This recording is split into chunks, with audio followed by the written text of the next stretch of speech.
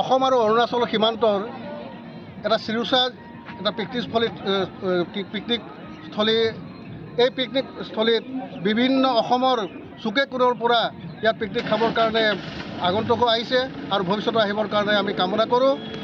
অহা নতুন বছৰত যাতে ৰাইজে ইয়াত পিকনিক খাবৰ কাৰণে আহি ইয়াত উপভোগ কৰক।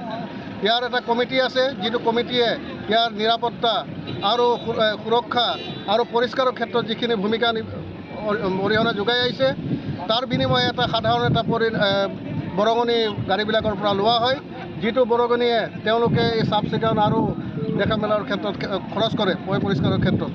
গতিকে মই ৰাইজক জনাওঁ যে ইয়াত এটা কথা হৈছে যে ইয়াত মাদক দ্ৰব্য নিষেধ।